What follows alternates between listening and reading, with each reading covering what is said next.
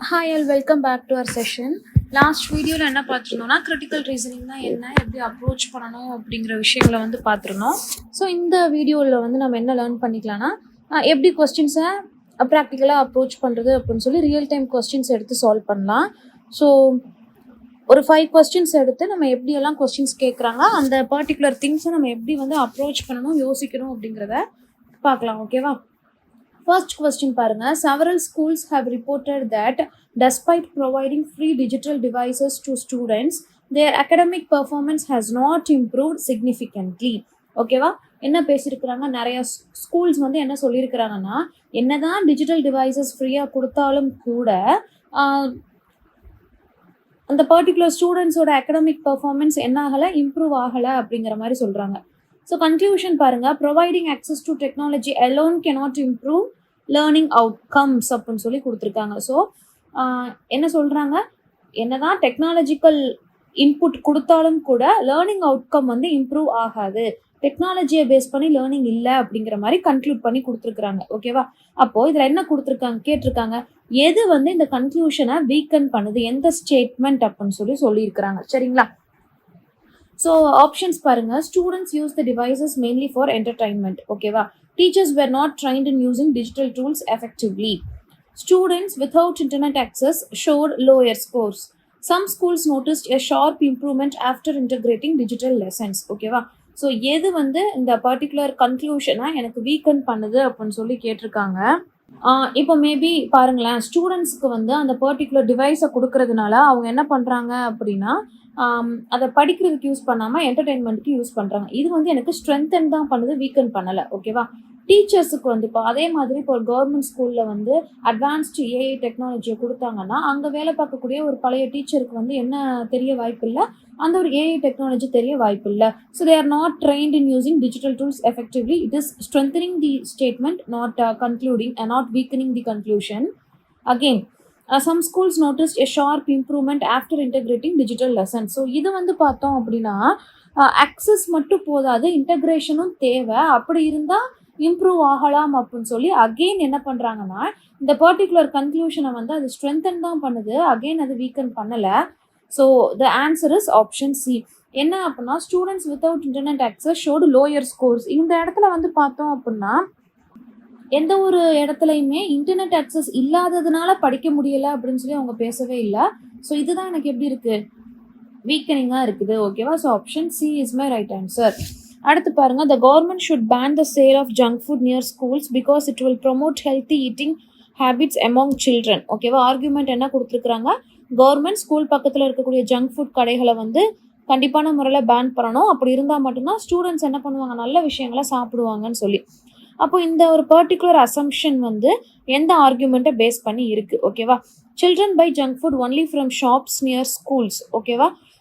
அதாவது சில்ட்ரன் வந்து ஸ்கூல் பக்கத்தில் இருக்கிற கடையில் மட்டும்தான் வாங்கி சாப்பிடணுன்ற அவசியமே கிடையாது. ஓகேவா? அப்போ இது எனக்கு தப்பு.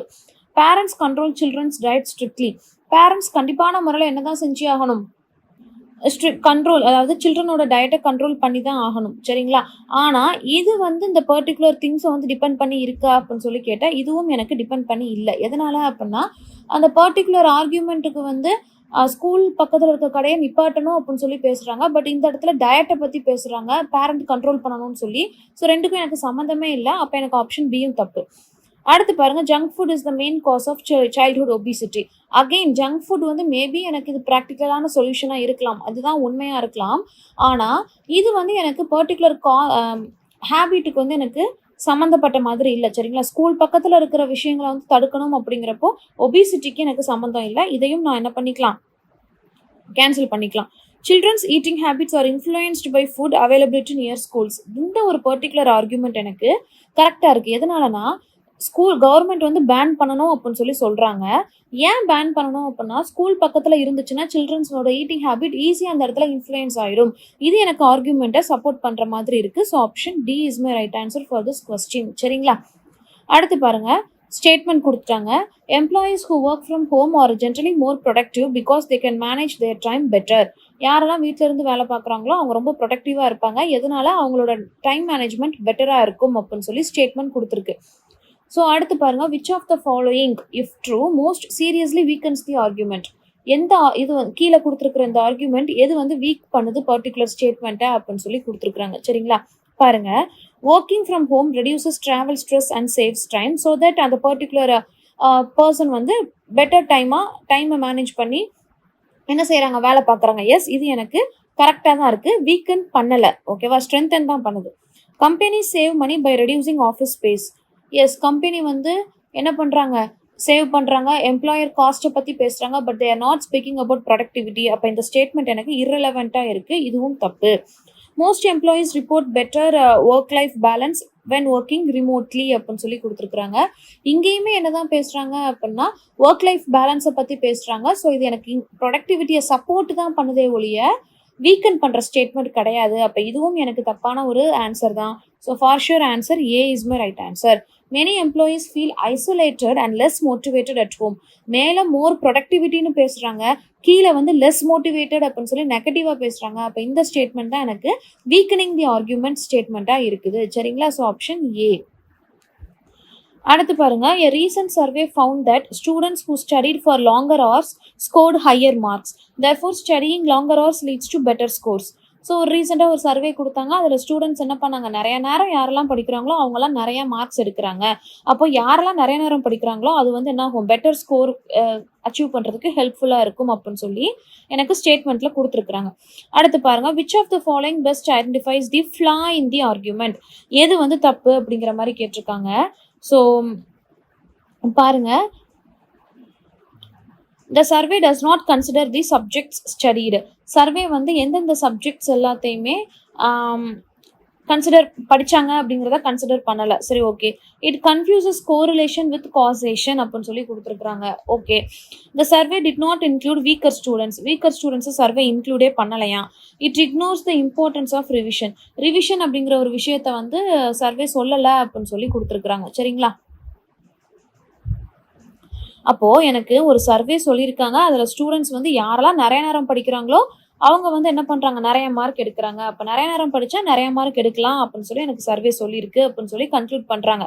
பட் இந்த எந்த இடத்துல எனக்கு தப்பை வந்து எக்ஸ்பிளைன் பண்ணி சொல்லியிருக்காங்க, கீழே கொடுத்துருக்குற ஆப்ஷனில் எங்கே வந்து எனக்கு தப்பாக இருக்குது, எந்த இடத்துல லாஜிக்கல் ஃப்ளா இருக்குது அப்படிங்கிறத கண்டுபிடிக்க சொல்லியிருக்கிறாங்க. சரிங்களா? அப்போது இந்த இடத்துல பார்த்தோம் அப்படின்னா யாரெல்லாம் நிறையா படிக்கிறாங்களோ அவங்களால என்ன பண்ண முடியும், நிறைய மார்க் எடுக்க முடியும். ஸோ நிறைய படிக்கிறது பெட்டர் ஸ்கோரை எனக்கு கொடுக்குது. ஓகே. பட் இந்த இடத்துல பார்த்தோம்னா ஹை பர்ஃபார்மிங் ஸ்டூடெண்ட்ஸ் வந்து பார்க்குறப்போ நிறைய நேரம் அவங்க ஆப்வியஸ்லி படிப்பாங்க. அது மட்டும் இல்லாமல் ஸ்டூடெண்ட்ஸ்க்கு படிக்கிற ஆர்வம் இருந்துச்சு அப்படின்னா அவங்களும் நிறைய படிக்கலாம். அதர் ஃபேக்டர்ஸ் லைக் பெட்டர் டீச்சர்ஸாக இருக்கலாம், கோச்சிங்காக இருக்கலாம், ரிசோர்ஸஸாக இருக்கலாம். ஓகேவா? ஸோ இதில் வந்து ஃப்ளா அப்படின்னு சொல்லி பார்த்தோன்னா it's not about type of students and also the subject studied and also ignoring revisions. இதில் வந்து என்ன அப்படின்னு சொல்லி பார்த்தோன்னா அந்த காஸ் அண்ட் கோரிலேஷன் தான் என்னோட மெயின் மிஸ்டேக்காக இருக்குது. சரிங்களா? So option B is my right answer. ஏன் அப்படின்னா இதில் எது தப்பு அப்படின்னு சொல்லி பார்க்குறப்போ சர்வேல வந்து இவங்க சப்ஜெக்ட்ஸ் எந்த சப்ஜெக்ட்ஸுங்கிறத இன்க்ளூட் பண்ணாட்டி பரவாயில்லை, வீக்கர் ஸ்டூடெண்ட்ஸ் இன்க்ளூட் பண்ணாதது பிரச்சனை இல்லை, ரிவிஷனை பற்றி எனக்கு பிரச்சனை இல்லை. ஏன் அப்படின்னா இது எல்லாமே ஆப்வியஸ்லி இருக்கிற பிள்ளைங்க படிக்க தான் செய்வாங்க. பட் மேஜர் ஃப்ளா அப்படின்னு சொல்லி பார்த்தோம் அப்படின்னா கோரிலேஷன் காஸோட மிஸ்டேக் அண்ட் அசம்ஷன் தான் எனக்கு இந்த இடத்துல எப்படி இருக்குது, தப்பாக இருக்குது. So option B is my right answer here. சரிங்களா? அடுத்து பாருங்க, rising fuel prices will encourage people to use public transport thus reducing pollution levels. இங்கே என்ன பேசியிருக்காங்க அப்படின்னு சொல்லி பார்த்தோன்னா ஃபியூவல் ப்ரைஸ் வந்து அதிகமாச்சுன்னா பீப்புள் என்ன பண்ணுவாங்க, பப்ளிக் டிரான்ஸ்போர்ட்டை எடுப்பாங்க, பொல்யூஷன் லெவல் கம்மியாகும். எஸ், ஆர்குமெண்ட் நல்லா தான் இருக்குது.